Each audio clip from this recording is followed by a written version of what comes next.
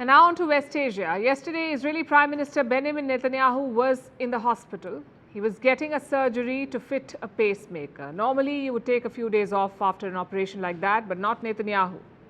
He could not afford to do that. So he went straight from the hospital to the parliament. Why? Because today, Israel is voting on a set of controversial judicial reforms. It has already approved a key clause. Now, these are reforms that Netanyahu has been pushing for months and reforms that have triggered Israel's biggest protests in the country's history. So what are these reforms about? The judiciary. The Israeli government wants to change how the judiciary functions. They think the courts are too powerful, so they want to curb that power. But the people of Israel are having none of it.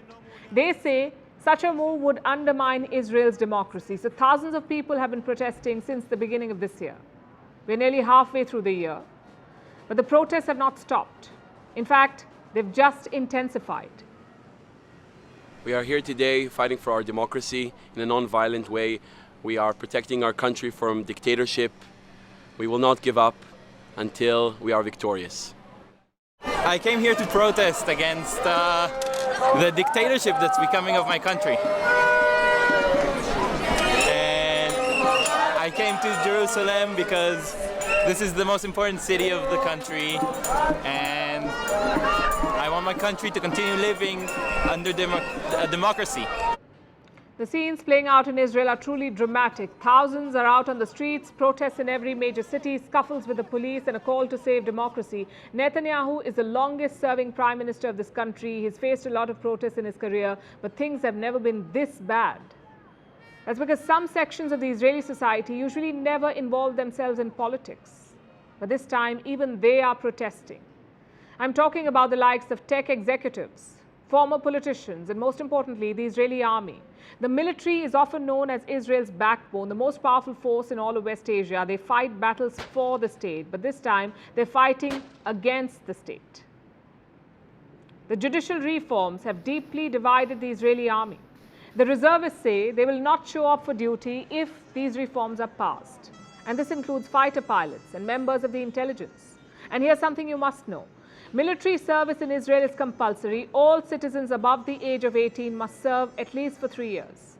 But many continue to be in reserve duty for much longer. So these reserve forces are a critical resource. They're an important backup for the regular army of Israel. If the reservists do not show up, it would shake up the entire system. And are they serious about not showing up? Well, that too is a matter of debate. Many believe these are just threats. But the images tell another story. We're trying to do our best in order to protect democracy in our country. This seems to be the universal sentiment. People from every section of the society are protesting. But the Prime Minister remains adamant. He wants to go forward with the reform. And we'll tell you the reason why. Netanyahu came to power in December last year. But his party did not have a majority. So he formed a coalition government. And this is not new in Israel. Every government in the country has been a coalition government. No party has won simple majority in the history of Israel. So Netanyahu stitched a coalition, and he wasn't spoiled for choice. In order to come to power, he tied up with a group of radical right-wing parties. It gave him the prime minister's title. But this alliance is now coming back to bite him. Netanyahu's allies insist on this reform. If he fails to push it, they've threatened to pull support. So the Prime Minister is caught between the devil and the deep blue sea. With the reforms, he loses public support. Without the reforms, he loses coalition support.